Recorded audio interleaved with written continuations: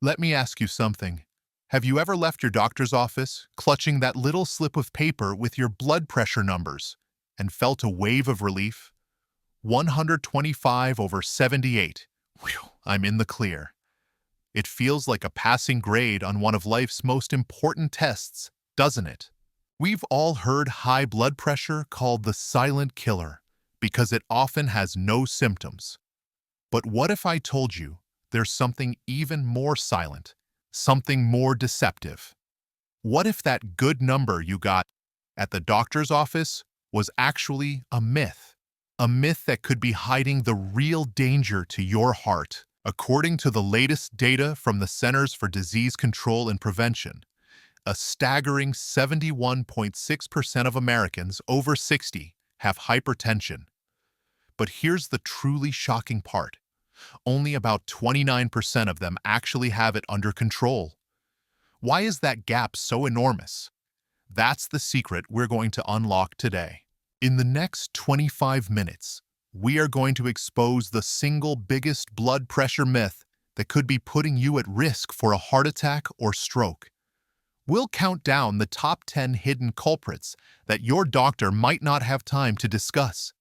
And I promise you, by the end of this video, you will have a powerful new understanding of how to truly protect your heart and maintain your independence for years to come. Hello, and welcome.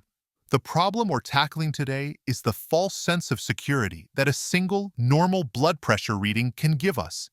It's a snapshot in time, taken in a calm, controlled environment. But life doesn't happen in a calm, controlled environment. Our ambitious goal today is to replace that myth with knowledge, empowering you to see the full picture of your cardiovascular health, not just a brief photograph taken once or twice a year. Now, the information we're about to cover isn't just my opinion. We'll be drawing from the latest research and guidelines from America's most trusted health institutions, including the Mayo Clinic, the CDC, the National Institute on Aging, and the American Heart Association. We're going to dig into the science, but I'll break it down in a way that's easy to understand and, more importantly, easy to act on. To do this, we're going to go on a journey together. We'll count down the top 10 surprising culprits that secretly drive up blood pressure, starting with number 10 and working our way to the most critical one. For each culprit, we'll discuss why it happens, and I'll give you a simple, concrete action step you can take. And you'll definitely want to stick around for our top 3. They are the real game changers and get to the very heart of the blood pressure myth. And just a quick but very important reminder, I am not a doctor. This video is for educational and informational purposes only. It is not a substitute for professional medical advice from your own physician. Always consult your personal healthcare provider with any questions about your health, your medications, or your treatment plan. Let's begin our countdown. All right, let's kick off our countdown. Coming in at number 10 is something so basic we often forget its power: chronic, low-grade dehydration. You might think dehydration just makes you thirsty, but its effect on your blood pressure is much more subtle and serious. Here's the simple science behind it. When your body is consistently low on fluids, your blood volume, the total amount of fluid circulating in your blood vessels, decreases.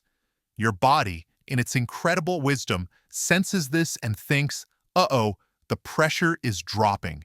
I need to do something to keep blood flowing to the brain and vital organs. So it releases a hormone called vasopressin. Think of your blood vessels like a garden hose.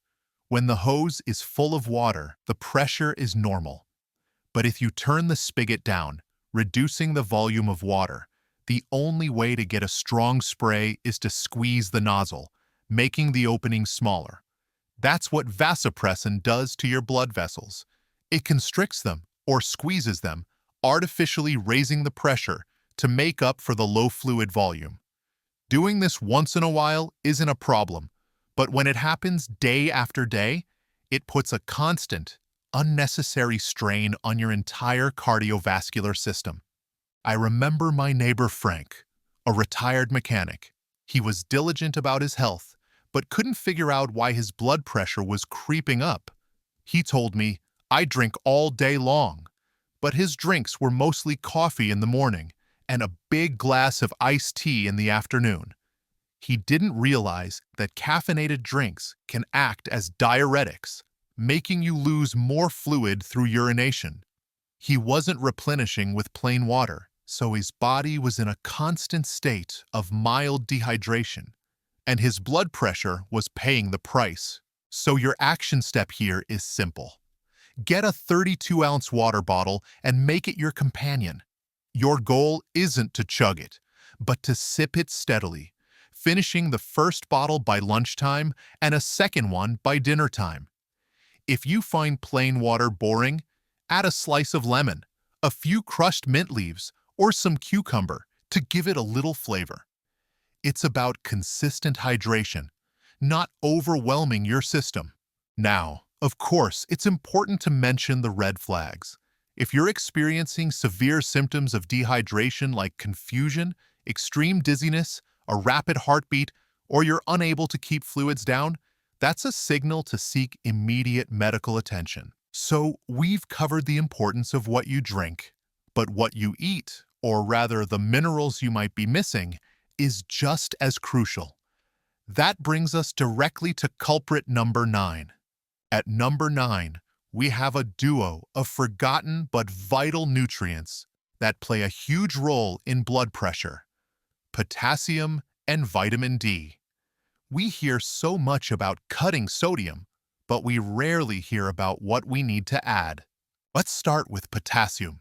Think of sodium and potassium as two kids on a seesaw. For your blood pressure to be balanced, they need to be in equilibrium. But in the typical American diet, the sodium side is weighed down with bricks, while the potassium side is floating way up in the air. Potassium works in two amazing ways. First, it helps your kidneys get rid of excess sodium through urine. And second, it helps relax the walls of your blood vessels, which directly lowers pressure. Then there's vitamin D. The link here is newer, but the evidence is growing stronger. The National Institute on Aging and the Mayo Clinic have noted that low vitamin D levels are associated with a higher risk of hypertension. While it's not yet proven as a direct cause, it seems that vitamin D helps keep the lining of our arteries healthy and flexible. When levels are low, arteries can become stiffer, and the body's natural systems for regulating blood pressure don't work as well. I have a friend, a woman named Carol, who loves to garden. She was doing everything right.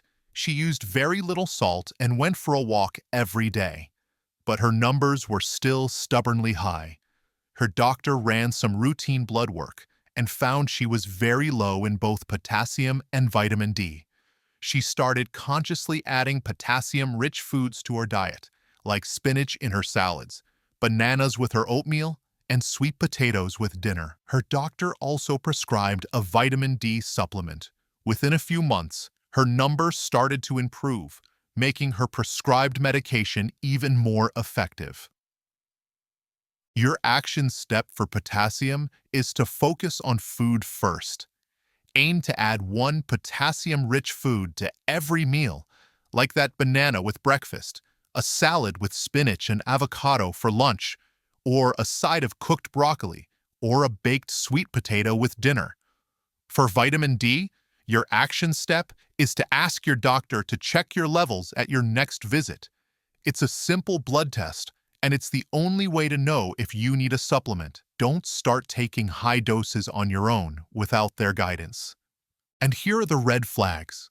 It is absolutely critical to talk to your doctor before making major changes to your potassium intake, especially if you have kidney disease or if you're taking certain blood pressure medications like ACE inhibitors or ARBs.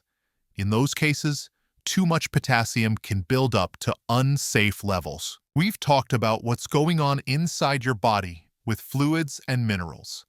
But what about what's going on in your heart and mind? The impact of our emotional state is powerful, which leads us to culprit number 8. Culprit number 8 is one we don't often connect with a physical measurement, like blood pressure. But the science is undeniable and deeply moving. It's the health impact of loneliness and social isolation. This isn't just about feeling sad. Research highlighted by the American Heart Association shows that chronic loneliness triggers a real physiological stress response in the body. It activates the sympathetic nervous system. That's our fight or flight mode. This leads to higher levels of stress hormones like cortisol and adrenaline, which in turn cause increased inflammation and higher peripheral vascular resistance. That's a technical term for your blood vessels tightening up, which directly raises blood pressure. One study found that social isolation increases the risk of a heart attack or stroke by about 30%. Let's use an analogy. Imagine your body has an alarm system. For someone who is socially connected and feels supported, that alarm only goes off during a real emergency. But for someone experiencing chronic loneliness, that alarm is on a hair trigger, ringing softly but constantly in the background.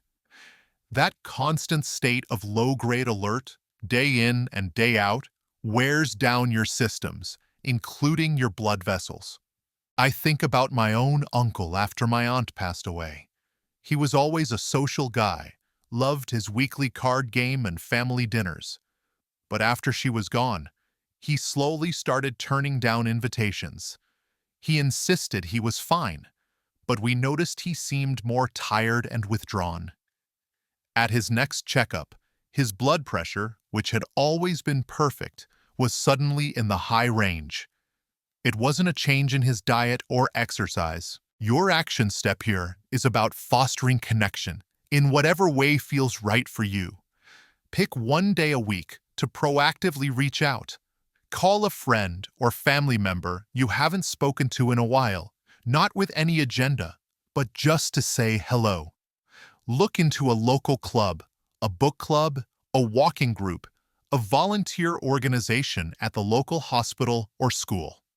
Even small, regular social interactions can help turn off that background alarm. The red flag to watch for is when feelings of loneliness are persistent and are accompanied by a loss of interest in things you used to enjoy, or feelings of hopelessness. That's a sign that it's time to talk to a healthcare provider or a mental health professional. Reaching out for help is not a sign of weakness. Just as our emotional state can be a hidden saboteur, so can things we take to feel better physically. That brings us to what might be hiding in your medicine cabinet. At number 7. Coming in at number 7 is a major hidden cause of high blood pressure, and it's lurking right there in your medicine cabinet. I'm talking about common over-the-counter medications that millions of us reach for without a second thought. The two biggest offenders are NSAIDs and decongestants. Let's start with NSAIDs, which stands for non-steroidal anti-inflammatory drugs. These are your go-to pain and inflammation relievers, like ibuprofen, found in Advil and Motrin, and naproxen sodium, found in Aleve.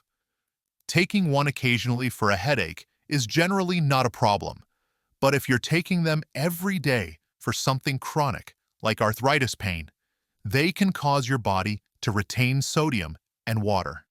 This increases fluid volume and can also interfere with the effectiveness of many prescription blood pressure medications.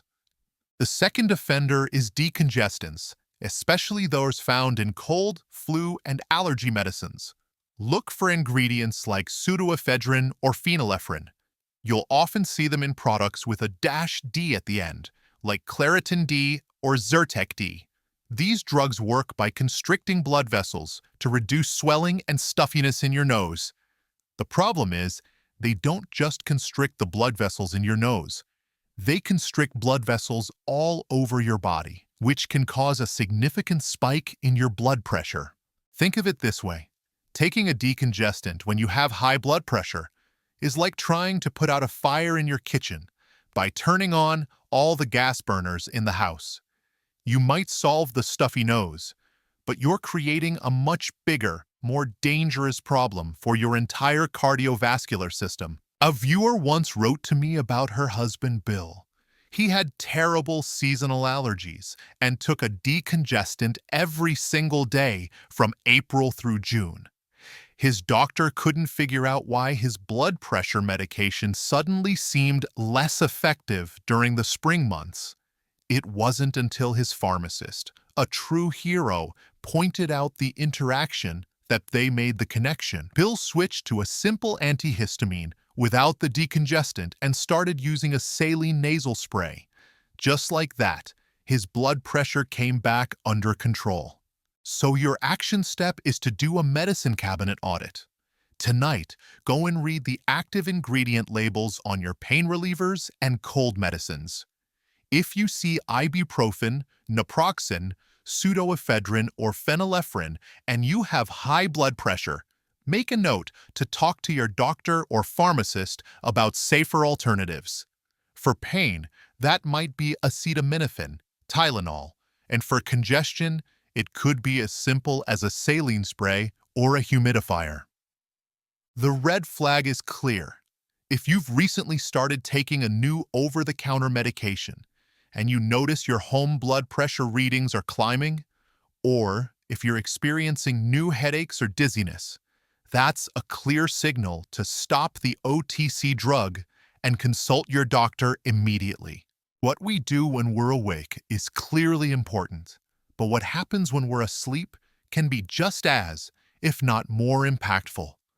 Let's pull back the covers on culprit number 6. At number 6, we're investigating a powerful and often undiagnosed driver of hypertension, obstructive sleep apnea, and general poor quality sleep. Many people think sleep apnea is just loud snoring, but it's far more serious. It's a condition where your upper airway repeatedly closes during sleep, causing you to literally stop breathing for brief periods, sometimes hundreds of times a night. Each time this happens, the oxygen level in your blood plummets. Your brain senses this as a life-threatening emergency and hits the panic button. It floods your body with stress hormones like adrenaline and activates that fight or flight sympathetic nervous system. This causes your heart to pound and your blood pressure to surge all night long. The critical thing to understand is that this effect doesn't just stop when you wake up. The constant nighttime stress can lead to sustained high blood pressure during the day, making your condition very difficult to control. Let's use an analogy. Imagine you're trying to sleep, but every few minutes, someone sneaks into your room and gently holds a pillow over your face. You'd gasp for air, your heart would pound, and you'd be in a state of panic. That's essentially what sleep apnea does to your body over and over again. Your body never gets to truly rest and repair. I spoke with a gentleman named David, whose wife finally convinced him to get a sleep study. He was always tired, but he just chalked it up to getting older. His blood pressure was stubbornly high despite being on 2 different medications. The study revealed he had severe sleep apnea.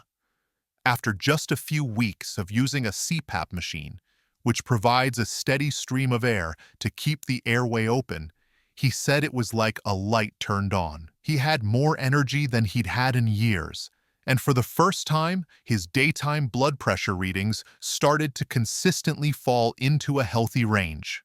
So your action step is this. If your partner tells you that you snore loudly, gasp for air, or stop breathing in your sleep, please take it seriously. If you consistently wake up tired and unrefreshed despite spending a full night in bed, talk to your doctor about a sleep study. It's the only way to know for sure if this is the hidden culprit behind your high blood pressure. The red flags are not just annoyances. Okay, let's take a quick breath. We are halfway through our countdown. So far, we've uncovered the hidden roles of dehydration, mineral imbalances, loneliness, over-the-counter drugs, and poor sleep. The common thread here is that these are all factors that create a state of chronic stress on your body, often without you even realizing it. Are you ready for the top 5?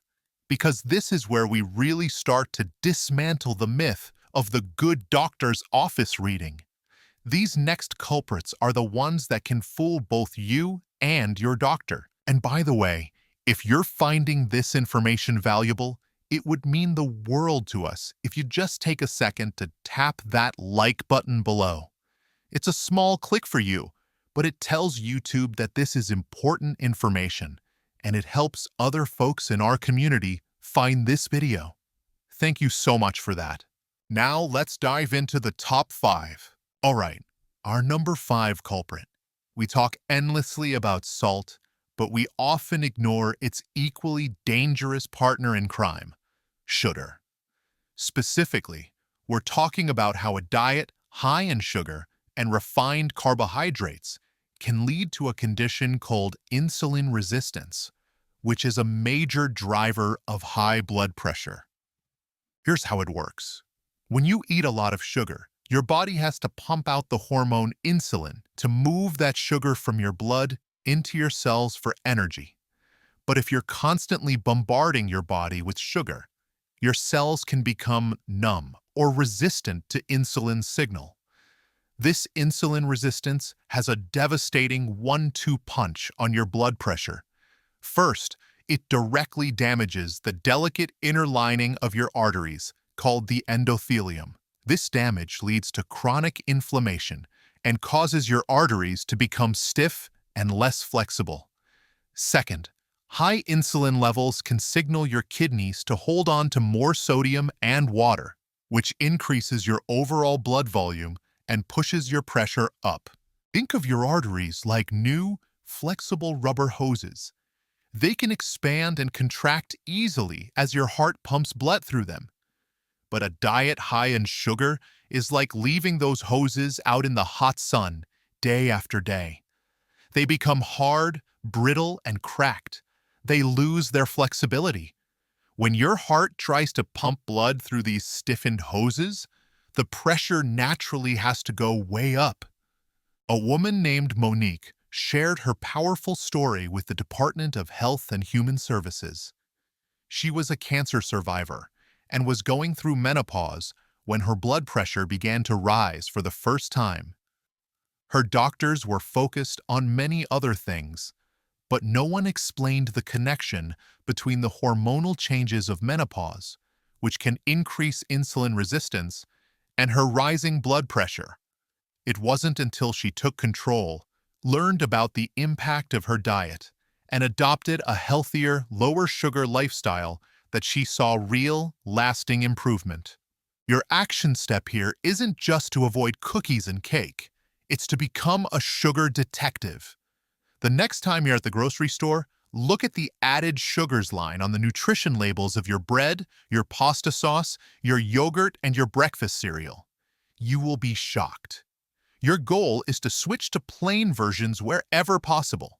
Plain oatmeal instead of sweetened packets, plain Greek yogurt instead of the fruit on the bottom kind, and pasta sauce with no sugar added. The red flags for insulin resistance can be subtle, but they include increased thirst, frequent urination, unexplained fatigue, or a darkening of the skin in your armpits or on your neck.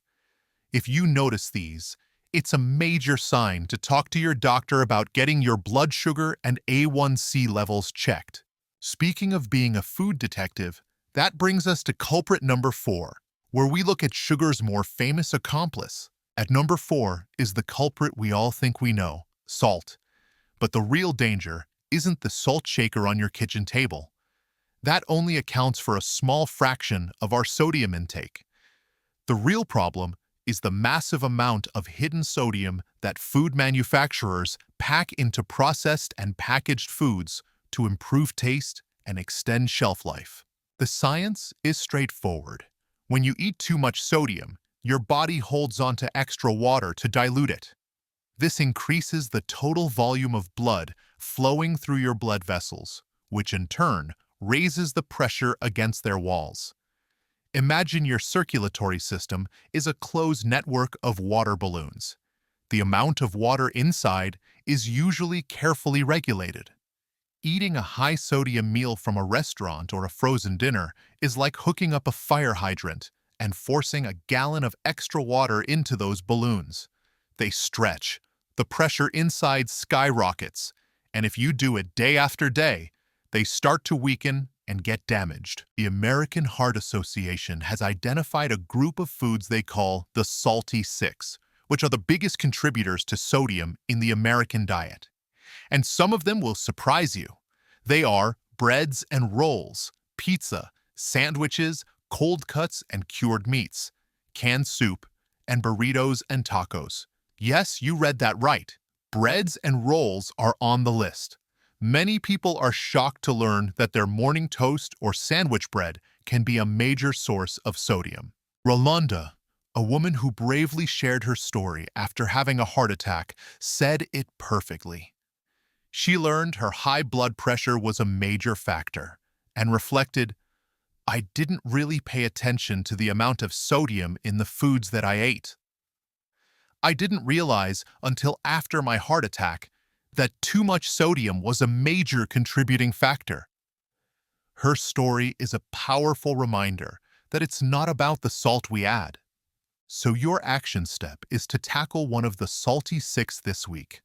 If you eat canned soup, switch to a version that's clearly labeled low sodium.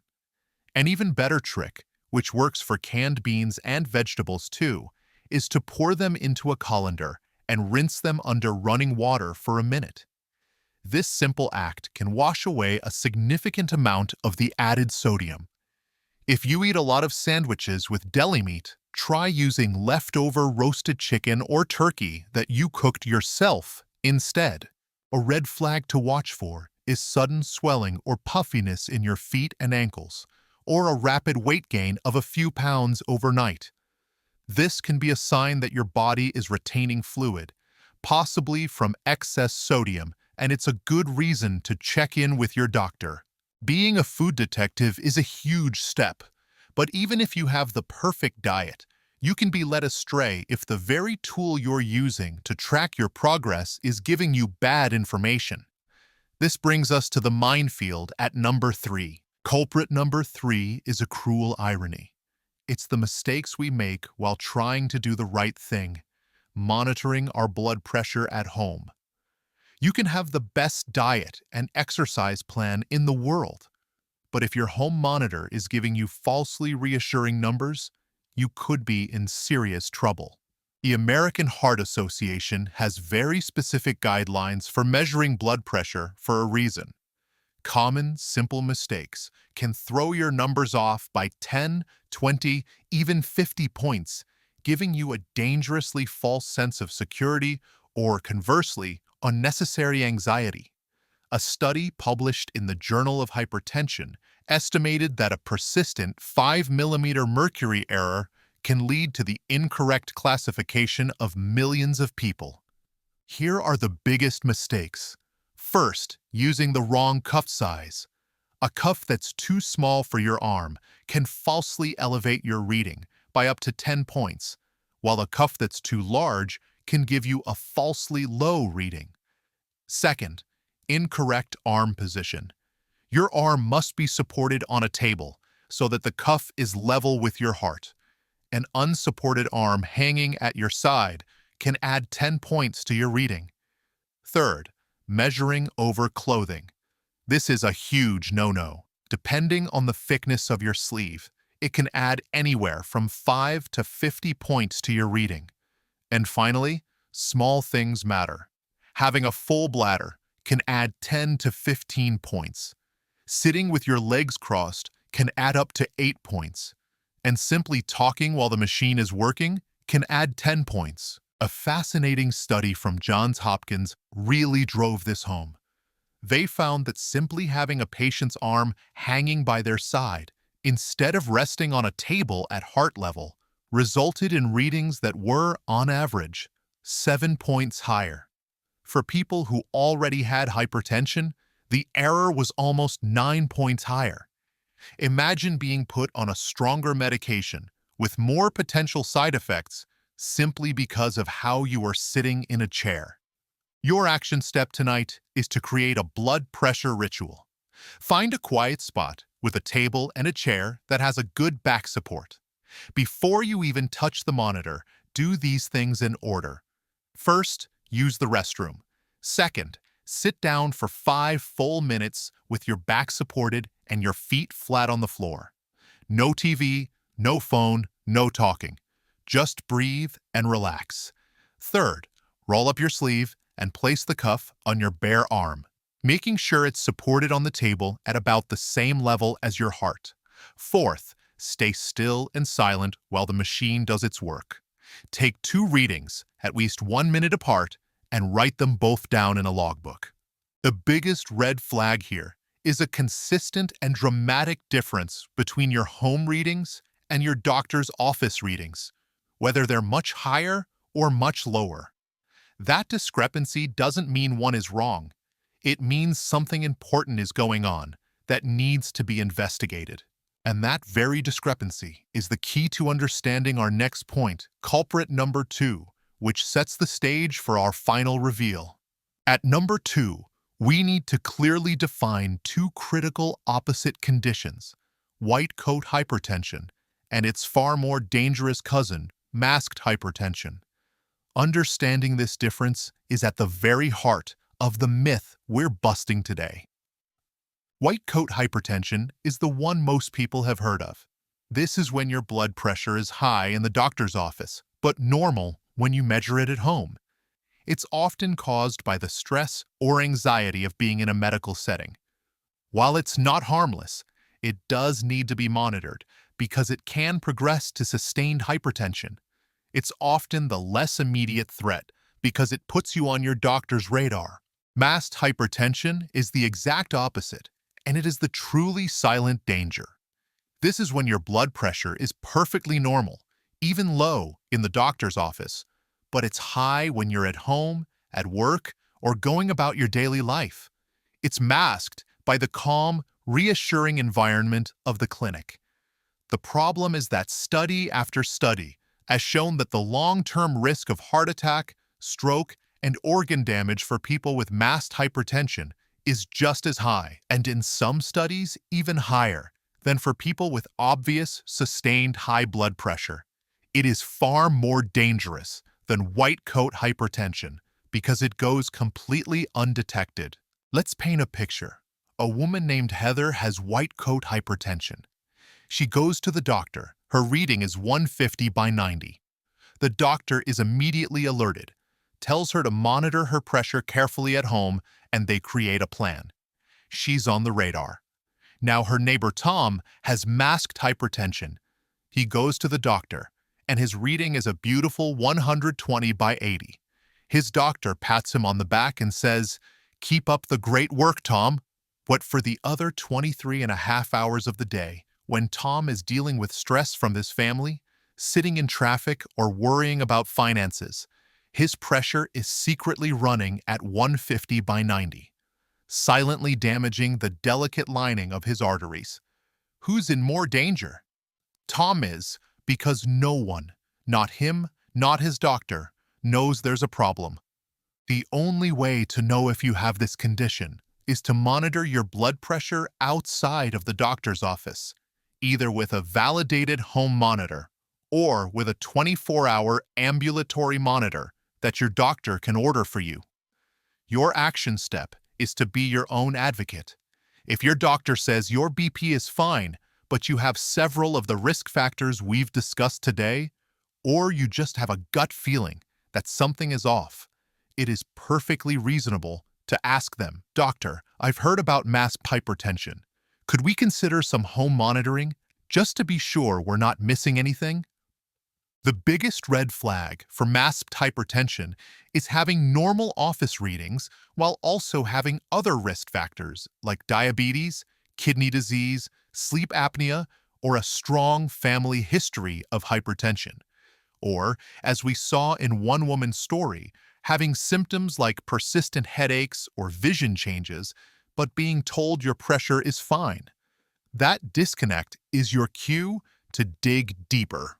This brings us to our number one point, the culmination of everything we've discussed, the most dangerous blood pressure myth of all. And here it is. The number one blood pressure myth that could lead to a heart attack is the belief that a single blood pressure reading, taken once or twice a year in a doctor's office, is a reliable indicator of your true overall cardiovascular risk. This is the myth that ties everything together. That single reading is just one snapshot from one moment in time. It doesn't capture what happens to your pressure when you're feeling lonely and isolated at home. It doesn't show the spike after you eat a salty restaurant meal. It doesn't reflect the nightly surges caused by undiagnosed sleep apnea or the slow, steady rise from the daily ibuprofen you take for your arthritis. Masked hypertension is the ultimate undeniable proof of this myth. It's estimated to affect 10 to 30% of the general adult population. That's tens of millions of Americans who are walking around with a ticking time bomb inside them, all while being reassured by a normal number on their medical chart. The story of Tim Landis, shared by the American Heart Association, is a tragic and powerful real-world example. For years, his doctor repeatedly told him that although his blood pressure readings were a bit elevated, they were still within the normal range. The advice was always the same: watch your salt and keep your weight down. Just months before he died, the official guidelines changed, and his previous readings would have classified him as having hypertension. On January 2nd, 2018, Tim passed away from a cardiovascular event. The autopsy revealed that long-standing, untreated high blood pressure was a major contributing factor. He was a victim of this very myth. The empowering truth is this: your blood pressure is not one number.